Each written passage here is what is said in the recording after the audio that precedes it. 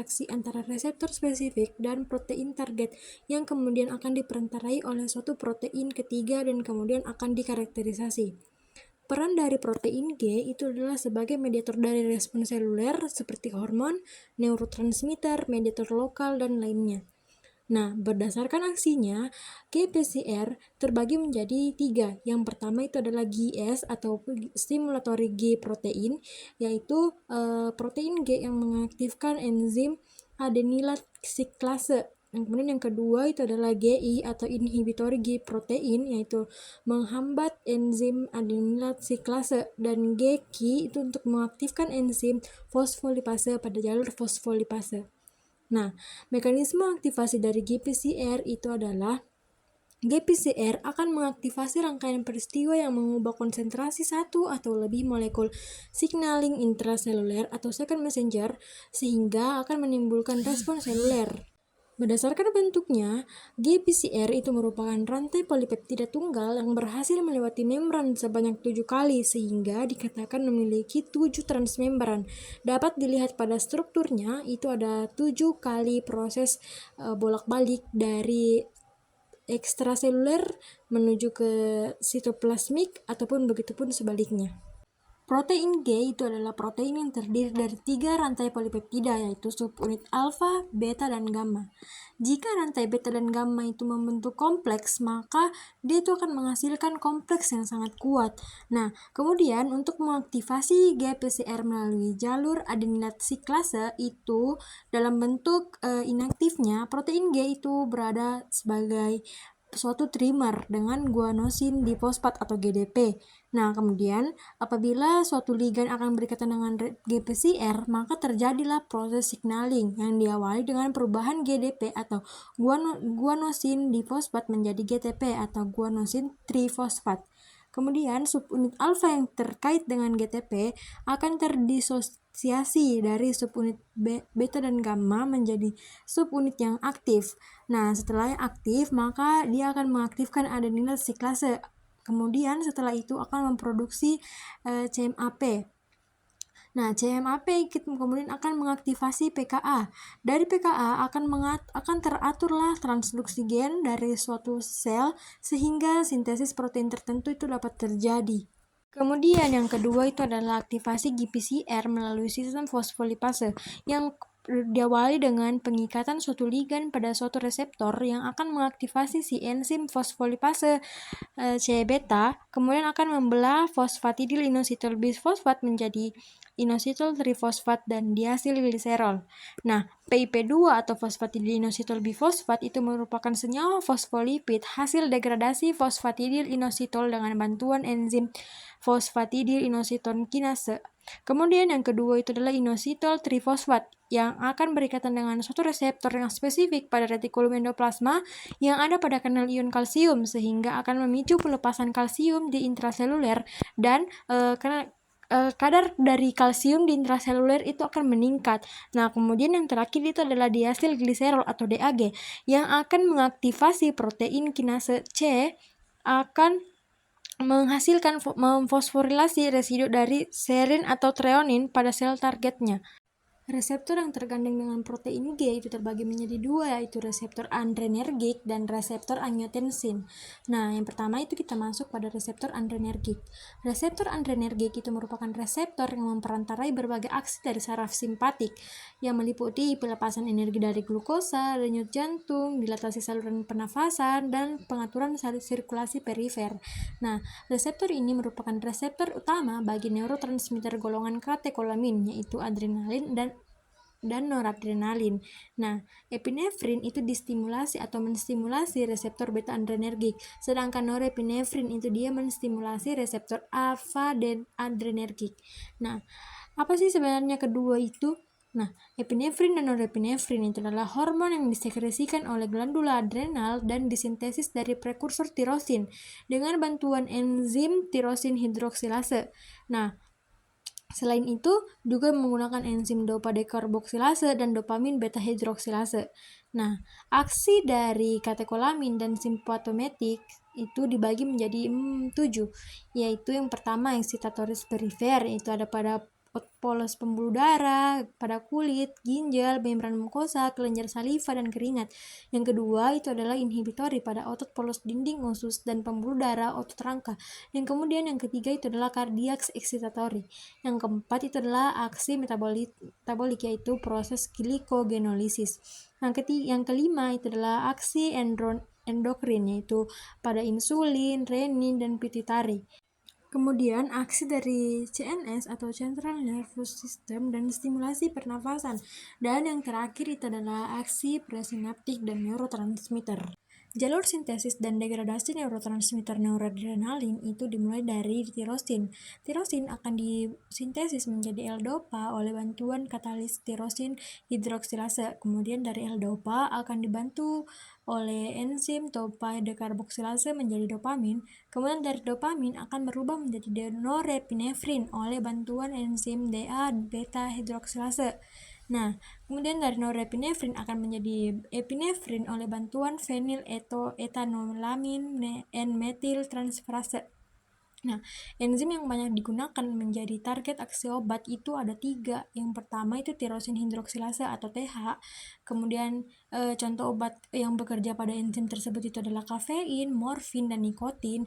Kemudian yang kedua adalah monoamin oksidase atau MAO. Nah, contoh obatnya itu adalah antidepresan. Nah, dia tuh berperan sebagai inhibitor dari si MAO.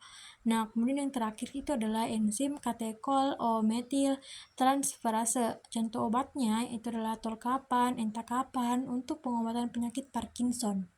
Reseptor adrenergik itu terbagi menjadi 2, yaitu reseptor alfa adrenergik dan reseptor beta adrenergik. Nah, masing-masing dari subtipe tersebut terbagi lagi menjadi, misalnya kalau yang alfa itu terbagi menjadi alfa 1 dan alfa 2, sedangkan untuk yang beta adrenergik itu terbagi menjadi alfa beta 1, beta 2, dan beta 3. Nah, kita masuk pada reseptor alfa 1 adrenergik. Nah, reseptor ini banyak dijumpai di otot polos pembuluh darah, saluran vas deferens, saluran kemih, hati, limpa, aorta, bahkan di arteris juga pun ada.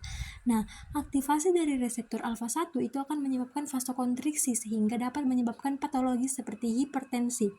Sehingga target obat antihipertensi itu menjadi target dari reseptor alfa 1. Contohnya itu adalah prasosin, doxazosin, dan terazosin. Nah, di sisi lain, vasokonstriksi pembuluh darah perifer di hidung menjadi sasaran agonis reseptor alfa 1. Contoh obatnya itu adalah seperti fenileverin, fenilpropanolamin, efedrin, dan pseudoefedrin yang biasa digunakan sebagai dekongestan. Nah, untuk subtipe yang kedua yaitu reseptor alfa 2 adrenergik itu ada lokasinya di saraf prasinaptik dan pasca sinaps.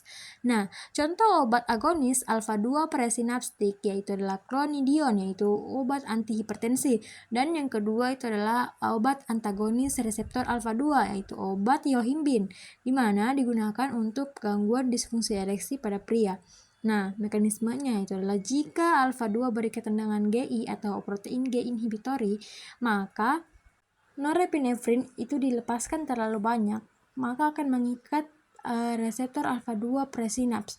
Nah, kalau setelah itu akan menghambat adenilat kinase atau si enzim itu untuk membuka kanal ion dari kalium. Nah, kalau dia terhambat maka terjadilah hiperpolarisasi. Kalau terjadi hiperpolarisasi maka terjadi pencegahan pembukaan kanal kalsium.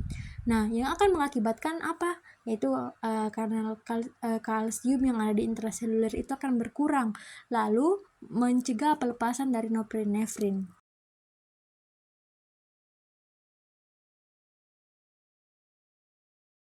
Selanjutnya yaitu subtipe yang ketiga itu reseptor beta 1 adrenergik, di mana letaknya itu ada di jantung. Sehingga transduksi sinyalnya itu melalui ikatan dari protein G atau stimulatori protein G yang mengaktifkan jalur adenilat kinase. Nah, apabila reseptor ini teraktivasi di jantung, maka terjadilah peningkatan dari kadar CAMP. Kemudian setelah itu akan menstimulasi PKA untuk fosforilasasi. Selanjutnya itu subtipe yang ketiga yaitu reseptor beta 1 adrenergik, di mana letaknya itu ada di jantung yang akan transduksi sinyalnya itu melalui ikatan dengan protein GS atau stimulatori protein G yang akan mengaktifkan jalur adenilat kinase. Nah, contoh agonis selektif dari reseptor beta 1 itu adalah norepinefrin dan dopamine, yaitu tujuannya itu untuk memacu kerja jantung pada kondisi shock atau penurunan tekanan darah secara drastis, seperti shock atau shock anafilaksis. Kemudian yang kedua itu adalah antagonis selektif reseptor beta 1, yaitu atenolol, alprenolol, metoprolol, dan acebutolol digunakan sebagai obat antihipertensi. Selanjutnya itu subtipe yang terakhir, yaitu adalah subtipe reseptor beta 3 adrenergik yang banyak dijumpai di sel adiposa. Selain itu, ada juga di jaringan usus halus, usus besar, lambung, otak, kandung kemih, uretra, otot atrial, bahkan di otot ventrikal jantung. Nah, apa sih fungsi dari B3 adrenergik? Yaitu adalah perannya itu dia berperan dalam proses termogenesis, berperan dalam proses lipolisis pada sel adiposit, dan juga dia dapat menginspirasi penemuan obat baru untuk treatment obesitas. Nah, selanjutnya transduksi sinyalnya itu sama dengan transduksi sinyal pada reseptor beta yang lain, yaitu pada ikatan dengan GS, sehingga akan mengaktifkan adenilasiklase dan menghasilkan CAMP. Untuk reseptor beta 3 saat ini telah dikembangkan agonis selektif untuk mengobati gangguan overactive bladder, yaitu obat mirabegron. Reseptor yang kedua yaitu adalah reseptor angiotensin, di mana angiotensin sendiri itu adalah hormon peptida yang berasal dari protein angiotensinogen. Nah, angiotensinogen diubah menjadi angiotensin 1 oleh katalis renin. Nah, dari angiotensin 1 akan diubah menjadi angiotensin 2 oleh katalis enzim AC inhibit AC, yaitu angiotensin converting enzyme. Nah, angiotensin 2 itu berperan dalam kenaikan tekanan darah, arteri, dan fungsi renal, sehingga patofisiologisnya itu adalah hipertensi, hipertrofi jantung, gagal jantung, dan penyakit neuropatik diabetik. Adapun peran dari angiotensin 2 yaitu sebagai pertumbuhan sel pembuluh darah, mengurangi apoptosis, meningkatkan produksi kolagen, fibronektin, dan lainnya yang dapat berpengaruh pada peningkatan tekanan darah dan berpengaruh terhadap gangguan kardiovaskular kronis. Reseptor angiotensin 1 itu terdistribusi pada otot polos pembuluh darah, paru-paru, hati, ginjal, bahkan di otak. Nah, dia itu bergandengan pada protein GQ yang akan mengaktifasi sistem fosfolipase. Nah, reseptor angiotensin 2 itu adanya di jaringan reproduksi, otak, dan bahkan di janin. Namun, saat kelahiran itu jumlahnya itu akan berkurang. Nah, antagonis dari reseptor ini akan berinteraksi dengan asam amino pada domain transmembran yang dapat mencegah angiotensin 2 untuk berikatan dengan reseptornya. Contoh obatnya itu adalah golongan antihipertensi, yaitu golongan sartan atau ACE inhibitor seperti candesartan, losartan, irbesartan, dan valsartan. Selanjutnya itu aksi obat pada reseptor terhubung protein tirosin kinase pada reseptor growth factor dan reseptor sitokin. Protein tirosin kinase atau PTK itu adalah suatu enzim yang mengkatalis proses fosforilasi dari residu tirosin, yaitu proses transfer ion fosfat dari ATP ke gugus hidroksil OH pada tirosin targetnya. Jumlah total dari PTK itu tidak kurang dari 1000 macam. Nah, klasifikasi dari protein tirosin kinase itu terbagi menjadi dua, ada yang reseptor tirosin kinase, nah di mana terdapat 59 reseptor dari 91 yang diidentifikasi. Kemudian yang kedua itu adalah tirosin kinase seluler, atau dia yang bukan dari bagian dari reseptor. Nah, dia ini terdapat sebanyak 32 bagian selain reseptor. Nah, reseptor tirosin kinase itu merupakan reseptor membran sel terbanyak kedua setelah reseptor yang tergandeng dengan protein G. Reseptor ini adalah suatu protein transmembran yang memiliki tempat ikatan ligan di luar sisi membran plasma dan hanya memiliki satu segmen transmembran, yaitu berbentuk monomer. RAS adalah suatu protein yang termasuk dari GTPase monomerik dan merupakan protein penting dalam transduksi sinyal melalui reseptor tirosin kinase. Adapun peran dari RAS itu adalah untuk menghantarkan sinyal dari reseptor ke dalam sel nukleus untuk menstimulasi berbagai peristiwa seluler seperti proliferasi dan diferensiasi sel. Nah, RAS yang teraktivasi itu akan mengaktifkan RAF, yaitu suatu peristiwa fosforilasi protein yang berurutan, yaitu MEK, ERK, dan faktor transkripsi. Nah, rangkaian proses fosforilasi ini disebut dengan kinase kaskade. Sinyal transduksi pada reseptor tirosin kinase itu terbagi menjadi dua jalur, yaitu jalur yang pertama itu jalur RAS atau RAF atau MAP kinase, yaitu jalur yang berperan dalam pembelahan sel, pertumbuhan, dan proliferasi sel. Contohnya itu pada reseptor growth factor dan lainnya. Kemudian yang kedua itu adalah jalur JAK atau STAT yang diaktifasi oleh berbagai sitokin dan mengontrol sintesis dari pelepasan mediator inflamasi. Contohnya itu adalah reseptor sitokin. Reseptor yang pertama itu adalah reseptor growth factor, di mana reseptor growth factor itu adalah reseptor yang bertanggung jawab pada pertumbuhan dan berbagai bagian dari sel. Jika suatu growth factor itu berikatan dengan reseptornya, maka akan memicu peristiwa transkripsi gen. Transkripsi gen akan memicu sintesis protein tertentu yang dibutuhkan dalam berbagai proses dalam sel yang terkait pada pertumbuhan dan proliferasi sel. Adapun jenis dari reseptor growth factor itu yang pertama itu adalah reseptor EGF atau epithelial growth factor, di mana reseptor ini dan ligannya terlibat dalam kanker sebanyak 70% seperti kanker paru, kanker payudara, kanker prostat, kanker otak, bahkan di kanker usus. Reseptor EGF sendiri itu terdiri dari 4 anggota reseptor, yaitu EGFR atau ERBB1, yaitu yang pertama kali dikloni, yang kedua itulah HER2 atau ERBB2 yang paling banyak dikaitkan dengan kanker, yang ketiga itu HER3 atau ERBB3, bahkan di HER4 atau ERBB4. Nah, reseptor EGF sendiri itu banyak ditargetkan sebagai aksi pengembangan obat kanker seperti erlotinib, di mana yang dibuktikan tahun 2004 melalui dari persetujuan dari US FDA yang terbukti dapat memperpanjang kelangsungan hidup pasien. Selain itu juga dilakukan cloning ataupun percobaan pada obat gefitinib ditosilat, yaitu suatu inhibitor ganda terhadap reseptor EGF, ERB1 dan ERB2, dan contoh obat lainnya yaitu cetuximab, panitumumab, dan trastuzumab, dan juga pertuzumab.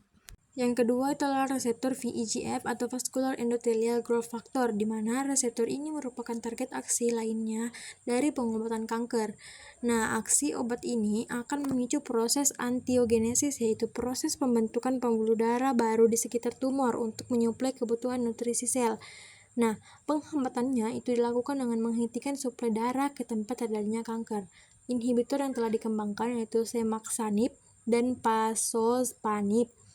Selain itu, juga dikembangkan itu sorafenib dan sunitinib. Obat lain yang memiliki target aksi pada reseptor ini adalah bevacizumab atau Avastin, yang inhibitor pertama yang dipasarkan oleh persetujuan FDA tahun 2004.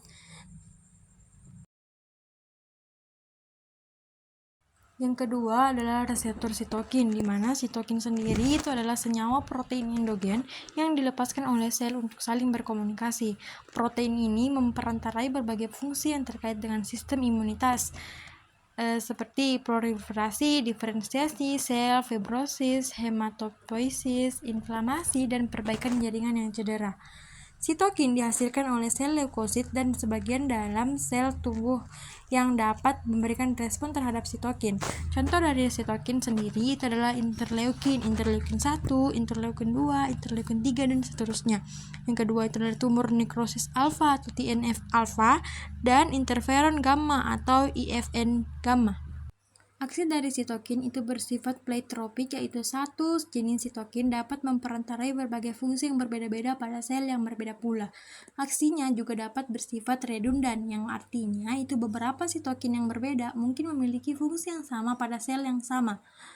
Nah, aksi dari sitokin dipengaruhi oleh reseptor yang termasuk pada golongan RTK. Sitokin dapat beraksi pada sel yang mensekresinya atau aksi autokrin, juga dapat beraksi pada sel tetangga atau parakrin, dan juga dapat berinteraksi pada sel yang jauh dari sel yang mensekresi aksi dari itu, yaitu aksi dari endokrin.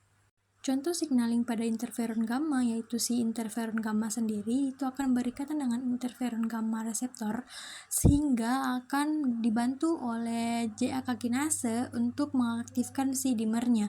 Setelah itu, di dalam nukleus akan terjadi respon dari elemen tersebut.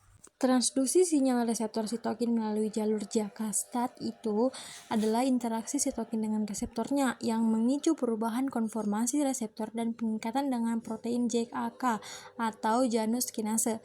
Setelah itu, dia akan memfosforilasi reseptor dengan dirinya sendiri. Kemudian akan diikat oleh STAT atau Signal Transducer and Activator of Transcription sehingga terjadilah fosforilasi atau dimerisasi dari STAT, kemudian masuk ke dalam nukleus untuk meregulasi transkripsi gen. Setelah itu, dia akan mengarahkan kepada ekspresi gen tertentu untuk menginduksi sintesis protein tertentu.